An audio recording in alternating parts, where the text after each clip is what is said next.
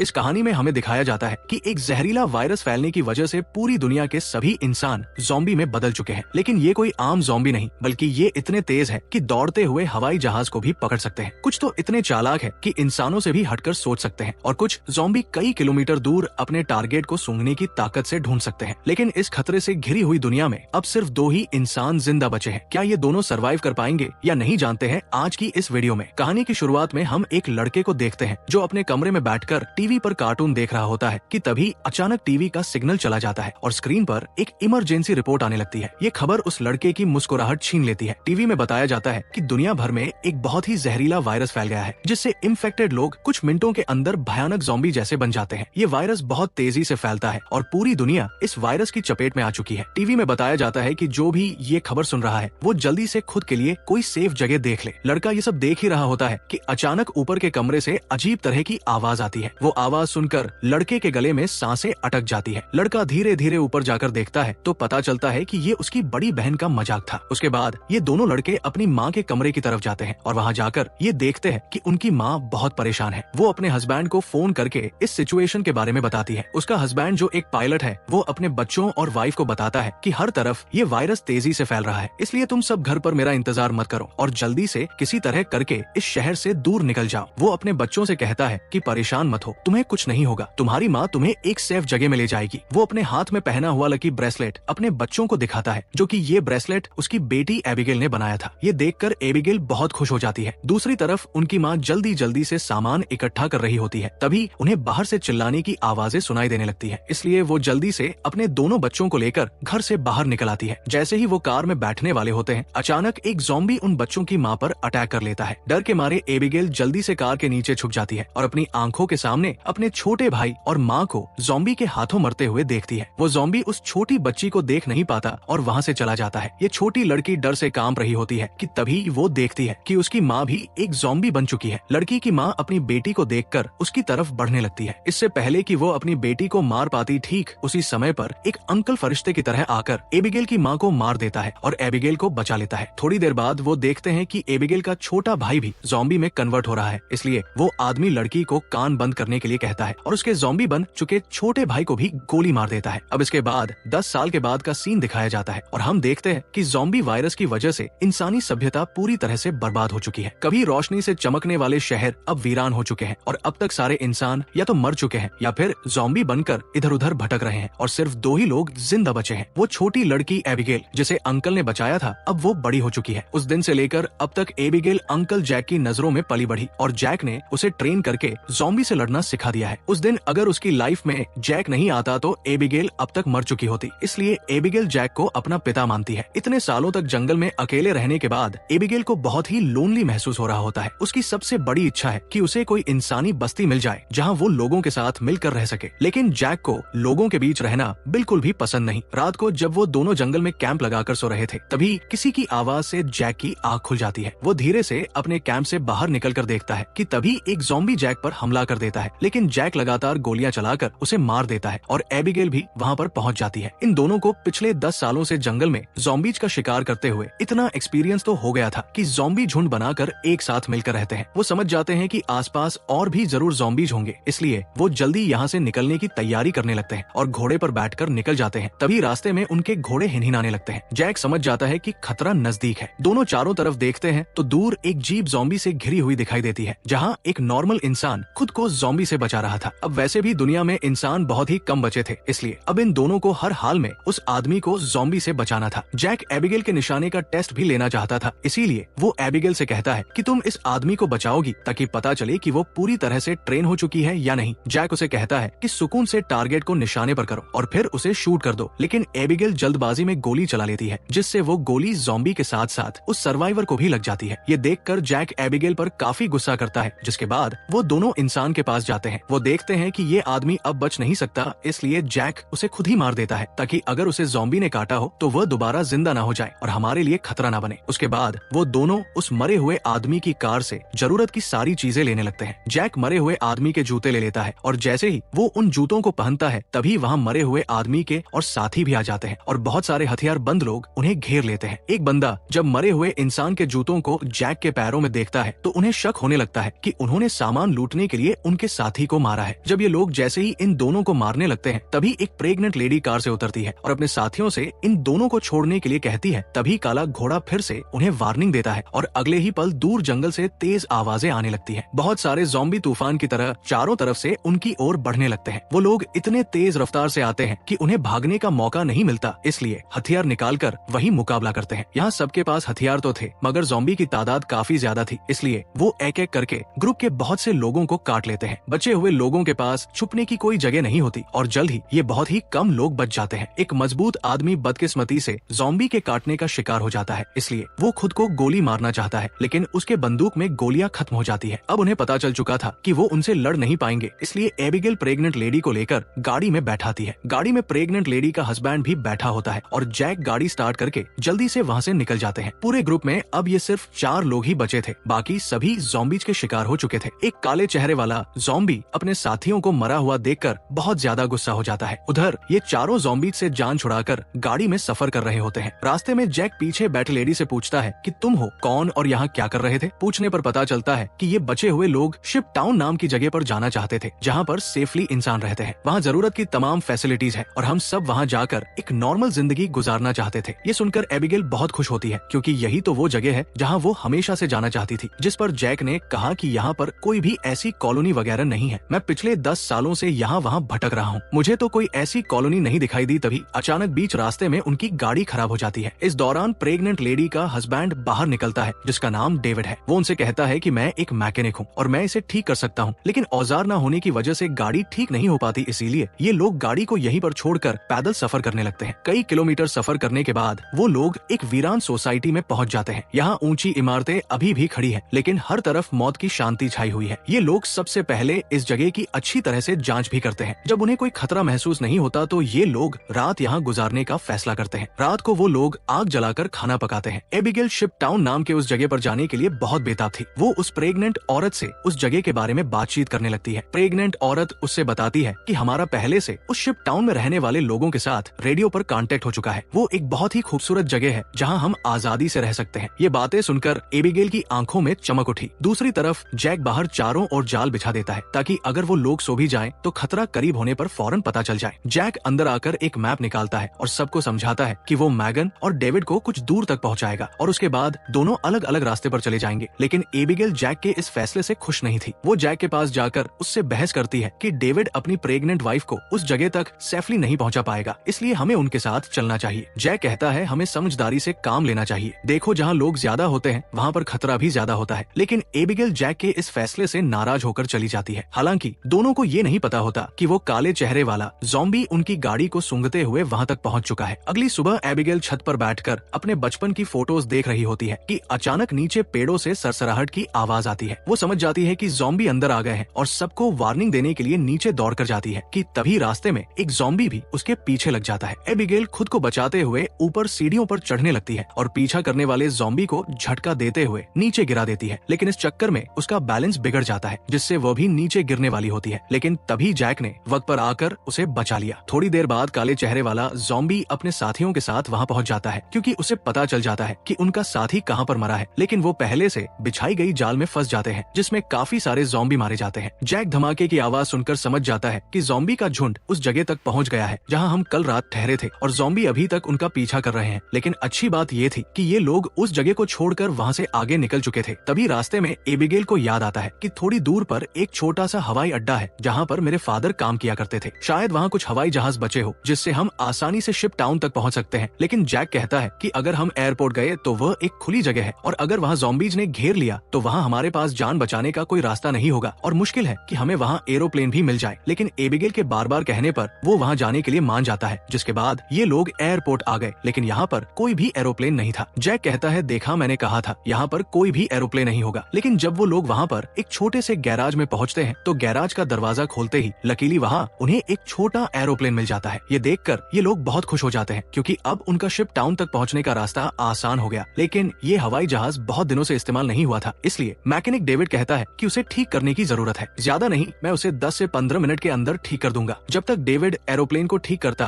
तब तक जैक और एबिगेल एयरपोर्ट में कुछ काम की चीजें ढूंढने लग जाते हैं। तभी डेविड दूरबीन से देखता है कि दूर से बहुत सारे ज़ॉम्बी जा रहे हैं जो बहुत जल्द एरोप्लेन तक पहुंच जाएंगे। वो लोग दौड़ कर आते हैं और उन उन दोनों को वार्न करते हैं कि हमें जल्दी से एरोप्लेन को स्टार्ट करना होगा, नहीं तो ज़ॉम्बी यहाँ पहुंचकर हमें मार देंगे। एबिगेल जल्दी से पायलट की सीट पर बैठ जाती है, वहाँ पर मौजूद बुक्स को रीड करती है। उसके फादर पायलट थे, इसलिए उसने अपने फादर से एयरप्लेन को कंट्रोल करने की थोड़ी बहुत जानकारी सीखी थी और जैक ज़ॉम्बीज को शूट करके उन्हें रोकने की कोशिश करता है। एबिगेल जैसे तैसे करके एरोप्लेन को स्टार्ट कर लेती है, लेकिन तब तक बहुत देर हो चुकी थी। वहाँ बहुत सारे ज़ॉम्बी रनवे तक पहुँच जाते हैं। उनकी रफ्तार काफी तेज थी और उनमें से एक ज़ॉम्बी एरोप्लेन के दरवाजे तक पहुँच भी जाता है, लेकिन जैक उसे गोली मारकर एरोप्लेन को उसे छुड़ा लेता है और एबिगेल जहाज के कंट्रोल को समझ जाती है। इस तरह से ये लोग जहाज को टेक ऑफ कर लेते हैं। हवाई जहाज में बैठे सभी लोग बहुत खुश हैं, क्योंकि वो जल्द ही सीधे शिप टाउन पहुंच जाएंगे। लेकिन ये खुशी थोड़ी ही देर की मेहमान थी। जैसे ही ये लोग थोड़ा सा आगे गए तो अचानक जहाज के इंजन में से धुआं निकलने लगा, क्योंकि ये जहाज पिछले 10 सालों से हवा में सफर नहीं कर पाया था, इसीलिए इसका इंजन ब्लास्ट हो जाता है और प्लेन नीचे की तरफ जाने लगा। जैक समझदारी से काम लेते हुए एरोप्लेन का एक पेड़ में क्रैश लैंड करता है, जिससे उन्हें थोड़े बहुत चोट तो आ जाते हैं, पर इनकी जान बच जाती है। प्लेन तो अब इस्तेमाल लायक नहीं बचा था, इसलिए अब उन्हें दोबारा फिर से पैदल सफर करना पड़ेगा। काफी दूर तक पैदल चलने के बाद वो लोग एक सुनसान रेलवे स्टेशन तक पहुंच जाते हैं। रात हो चुकी थी। ये लोग आसपास खतरा चेक करते हैं। जब उन्हें कोई भी ज़ॉम्बी नहीं नजर आता तो ये लोग यहीं पर रात गुजारने का फैसला कर लेते हैं। वो लोग मैप पर अपना लोकेशन देखते हैं, जिससे उन्हें पता चलता है कि अब ये लोग शिप टाउन से सिर्फ 2 दिन की दूरी पर है। यहाँ वो प्रेग्नेंट लेडी जैक के पास आती है और जैक का शुक्रिया अदा करती है। वो जैक से कहती है कि अगर तुम ना होते तो हम कभी भी यहाँ तक नहीं पहुँच पाते। ये सुनते हुए जैक को भी मैगन से हमदर्दी होने लगी। वो उसे अपनी स्टोरी सुनाता है कि आज से 10 साल पहले जब ये ज़ॉम्बी वायरस शुरू हुआ था तो उसे सबसे पहले अपनी पत्नी को जान से मारना पड़ा, क्योंकि वो उसे काटने आ रही थी। इसीलिए तब से लेकर आज तक उसके अंदर का इंसान कहीं मर सा गया है। अब इस दुनिया में सिर्फ उसके पास एबिगेल ही है, जिसे वो हर एक कीमत पर जिंदा रखेगा। और जैक मैगन से ये भी कहता है कि अब उसका इरादा बदल चुका है। मैं अब सबसे पहले तुम्हें शिप टाउन तक पहुंचाऊंगा, जिसे सुनकर मैगन बहुत खुश हो जाती है। दूसरी तरफ हम देखते हैं कि मैगन का हस्बैंड डेविड अपने सर पर गन रखकर खुद को मारने की कोशिश करता है। दरअसल उसके पैर में एक ज़ॉम्बी ने काट लिया था, लेकिन अभी तक डेविड ज़ॉम्बी नहीं बना था, क्योंकि वो घाव बहुत ही छोटी है, इसीलिए उसके ज़ॉम्बी बनने की रफ्तार काफी स्लो चल रही है। अब उसने फैसला किया कि वो अपनी पत्नी मैगन को इस शिप टाउन तक पहुंचाकर खुद को उससे दूर कर लेगा। अगली सुबह ये चारों फिर से अपना सफर जारी रखते हैं। तब रास्ते में जैक को डेविड की हरकतें कुछ अजीब लगने लगती है। जैक समझ गया कि ये इन्फेक्टेड है, इसीलिए वो उसे पकड़कर एक खाली जगह में ले जाता है, जहाँ उसकी वाइफ और एबिगेल नजर नहीं आती। वो डेविड की पैंट को ऊपर करता है और उसे ज़ॉम्बी का काटा हुआ निशान नजर आ जाता है। अब जैक को ये बात कंफर्म हो चुकी थी कि डेविड जल्द ज़ॉम्बी बनने वाला है। जैक उससे कहता है कि बताओ तुम खुद से मरना पसंद करोगे या फिर मैं मारूं? डेविड कहता है मैं किसी को नुकसान नहीं पहुंचाऊंगा और अगर ऐसी नौबत आ भी गई तो मैं खुद को ही मार दूंगा। इसीलिए वो डेविड को छोड़ देता है। चलते चलते रात हो जाती है और आगे उन्हें एक घर दिखाई देता है। जैक बंदूक तानकर आगे बढ़ने लगता है। तभी अचानक एक तेज लाइट चमकती है और उन्हें स्पीकर के जरिए से कहा जाता है कि अपनी वेपन्स नीचे रख दो, वरना गोलियों से छलनी कर दिया जाओगे। अब उन्हें पता चल जाता है कि अंदर कोई इंसान ही है। एबिगेल आगे बढ़ती है और कहती है कि हमारा यहाँ आने का मकसद किसी को नुकसान पहुँचाना बिल्कुल भी नहीं है, बस हमें मदद चाहिए। तभी उस घर का मालिक बाहर आता है। वो कहता है कि तुम लोगों को यहाँ ढेर सारा खाना और रात गुजारने दिया जाएगा, मगर एक शर्त पर, तुम सबको अपनी बंदूकें बाहर ही छोड़नी होंगी। जब ये लोग अपने वेपन्स बाहर छोड़ देते हैं तो वो आदमी उन्हें घर के अंदर ले जाता है। ये आदमी सबको घर के अंदर वेलकम करते हुए बताता है कि मैं एक साइंटिस्ट हूँ, मैं यहाँ पर अकेला रहता हूँ। अगर मैं चाहता तो यहाँ से जा सकता था, लेकिन ऐसी जगहों पर मुझे रिसर्च करने में आसानी होती है। यहाँ वो इन सबको बहुत अच्छा खाना देता है, जिसे वो सब देखकर हैरान रह जाते हैं, क्योंकि ऐसा खाना उन्होंने काफी लंबे अरसे से नहीं खाया था। वो लोग खाने पर टूट पड़ते हैं। खाना खाने के बाद वो साइंटिस्ट इन लोगों के लिए ड्रिंक्स भी लाता है। वो सब बहुत खुश थे, क्योंकि इतने दिनों बाद सबको आराम से बैठकर बातें करने का मौका मिलता है। लेकिन साइंटिस्ट की बातें सुनते हुए उन्हें कुछ अजीब लगता है। साइंटिस्ट कहता है कि देखो, ये जो वायरस फैला है वैसे तो ये बहुत बुरी चीज है, लेकिन दूसरी तरफ इससे इंसान अपग्रेड भी हुए हैं, जैसे कि कमजोर इंसान खत्म हो जाएंगे और जो ताकतवर होगा वो ज़ॉम्बी बनकर जिंदा रहेगा। वो कहता है कि ज़ॉम्बी सिर्फ खाने के लिए जीते हैं, न कि तरक्की के लिए, इसलिए ज़ॉम्बीज को दुनिया पर राज करना चाहिए। ये सुनकर उन चारों को बहुत ही अजीब लगने लगता है। तभी डेविड को अपनी तबीयत ज्यादा खराब लगती है और वो बाथरूम में जाता है। बाथरूम जाकर वो शीशे में देखता है कि उसके बॉडी में वायरस पूरी तरह से फैल चुका होता है। जब डेविड वापस हॉल में आता है तो देखता है कि जैक और बाकी लोग बेहोश पड़े हैं। दरअसल साइंटिस्ट ने शराब में बेहोशी की दवा मिला दी थी। ये देखकर डेविड साइंटिस्ट पर हमला करने लगता है कि तभी साइंटिस्ट अपने हाथ में पकड़े हुए एक डिवाइस का बटन दबा देता है। डेविड को अचानक बहुत कमजोरी महसूस होती है और वो जमीन पर गिर जाता है। साइंटिस्ट कहता है कि इस डिवाइस को मैंने सालों की मेहनत के बाद बनाया है, जिससे मैं दुनिया के किसी भी कोने में जा सकता हूँ और इस डिवाइस की मदद से ज़ॉम्बी मेरा कुछ भी नहीं बिगाड़ सकते। साइंटिस्ट ने एक ऐसा डिवाइस बना लिया था जिससे वो ज़ॉम्बीज को कंट्रोल कर सकता था, यानी कि अब वो पूरी दुनिया का राजा बनकर सबको अपने इशारे इशारों पर नचवाएगा। उसके बाद डेविड बेहोश हो जाता है और जब डेविड को दोबारा होश आता है तो वो देखता है कि उसे और उसके साथियों को बांध दिया गया है और अब साइंटिस्ट उन चारों पर एक्सपेरिमेंट करने वाला है। ये सब करने के बाद साइंटिस्ट कहता है कि क्या तुम लोग मेरी वाइफ से मिलना चाहोगे। उसके बाद हम साइंटिस्ट की वाइफ को देखते हैं जो कि एक ज़ॉम्बी थी और साइंटिस्ट ने उसे पिंजरे में बंद कर रखा था और वो इंसानों को पकड़कर उसे खिलाता था। ये डिवाइस भी साइंटिस्ट ने अपनी बीवी पर एक्सपेरिमेंट करके बनाई थी। साइंटिस्ट जब पिंजरे का दरवाजा खोलता है तो उसकी वाइफ सबसे पहले उसी पर अटैक करने लगती है, लेकिन साइंटिस्ट उसे कंट्रोल करके उन चारों की तरफ भेज देता है। वो जैक पर हमला कर देती है, लेकिन वो उसे लात मारकर पीछे धकेल देता है। लेकिन तभी डेविड वायरस की ताकत से रस्सी तोड़ देता है और अपने बाकी साथियों को भी छुड़ा देता है। घर का मालिक खतरा भांपकर तुरंत भाग जाता है। उसके बाद वो चारों भी अपना सामान लेकर जल्दी से बाहर निकल आते हैं। लकीली बाहर उन्हें साइंटिस्ट की गाड़ी मिलती है और ये चारों उसी में बैठकर जंगल की तरफ निकल जाते हैं। लेकिन साइंटिस्ट हार नहीं मानने वाला था। वो अपने डिवाइस के जरिए ज़ॉम्बी के झुंड को कंट्रोल करके उनका पीछा करवाता है। जैक गाड़ी की स्पीड को बढ़ाकर ज़ॉम्बीज को काफी पीछे छोड़ देता है, लेकिन आगे का रास्ता बंद था। अब उनके पास पैदल जाने के अलावा और कोई चारा नहीं है। थोड़ा सा आगे पैदल चलने के बाद ज़ॉम्बी दोबारा उन तक पहुंच जाते हैं। डेविड जान जाता है कि उसके पास ज्यादा वक्त नहीं है। वो कुछ ही देर बाद ज़ॉम्बी बन जाएगा, इसलिए वो उन लोगों से आगे बढ़ने को कहता है और खुद पीछे रहकर ज़ॉम्बी को रोकने का फैसला करता है। लेकिन उसकी वाइफ उसे जाने नहीं देना चाहती थी, जिस पर डेविड कहता है कि तुम्हें हमारे बच्चे के लिए जिंदा रहना होगा और ये सब मैं अपने आने वाले बच्चे के लिए कर रहा हूँ। उसके बाद डेविड ज़ॉम्बी से लड़ पड़ा और बड़ी बहादुरी से उनका सामना करने लगा। काफी देर तक वो ज़ॉम्बी उसको रोक लेता है और उसके साथ ही ज़ॉम्बी से काफी दूर चले जाते हैं, लेकिन तभी एक ज़ॉम्बी आकर डेविड को मार देता है। जैक मैगन को गोद में लेकर आगे की तरफ बढ़ता है और फाइनली ये लोग उस जगह तक पहुंच जाते हैं जहां पर इंसानों की बस्ती थी। एबिगेल मदद मांगने के लिए चिल्लाने लगती है क्योंकि उनके पीछे बहुत सारे ज़ॉम्बी थे। ऊपर टावर पर बैठे 2 पहरेदारों उन्हें देख लिया और वो अब स्नाइपर से ज़ॉम्बीज को शूट करके उन्हें कवर देने लगे। जल्द ही उन लोगों के लिए एक बोट भी भेजी जाती है और ये तीनों उस बोट में बैठकर शिप टाउन के अंदर पहुंच जाते हैं। काले चेहरे वाला ज़ॉम्बी अपने साथियों को आगे बढ़ने से रोकता है क्योंकि आगे पानी का रास्ता है और वह उसे पार नहीं कर सकते थे। दूसरी तरफ मैगन की डिलीवरी होने वाली थी और उसे तुरंत इलाज की जरूरत थी। अच्छी बात यह है कि यहाँ डॉक्टर और हॉस्पिटल की फैसिलिटी भी मौजूद थी। अगली सुबह हम देखते हैं कि इस जगह को कई बड़े जहाजों से जोड़कर एक टाउन बनाया गया है जिसके चारों तरफ पानी है। जैक एबिगेल से कहता है कि अब हमें यहाँ से जाना चाहिए, लेकिन एबिगेल ने यही रहने का फैसला कर लिया है। उसे लोगों के बीच रहने में बहुत मजा आ रहा है। इसी बात पर दोनों में बहुत झगड़ा होता है। तभी एक डॉक्टर आती है और बताती है कि मैगन ने एक बेटी को जन्म दिया है, लेकिन खून ज्यादा बहने की वजह से वो शायद ज्यादा दिन नहीं जी पाएगी। ये सुनकर जैक का मन उदास हो जाता है। वो जल्दी से हॉस्पिटल के कमरे में जाता है। मैगन बहुत कमजोर हो चुकी है और वो अपनी बेटी को जैक के हवाले करना चाहती है और वो चाहती है कि वो भी एबिगेल की तरह बड़ी हो। जैक को अपनी मरी हुई वाइफ की याद आती है और मैगन की बेटी को अपने पास रखने के लिए तैयार हो जाता है। इधर एबिगेल एक हैंडसम लड़के के साथ एंजॉय कर रही होती है। उसने कभी सोचा भी नहीं था कि इतने सारे लोग एक साथ बैठकर शराब पी सकते हैं और खूबसूरत संगीत पर जमकर नाच गा सकते हैं, इसलिए उसका यही रुकने का इरादा और भी पक्का हो जाता है। थोड़ी देर बाद एबिगेल उस हैंडसम लड़के को चुपके से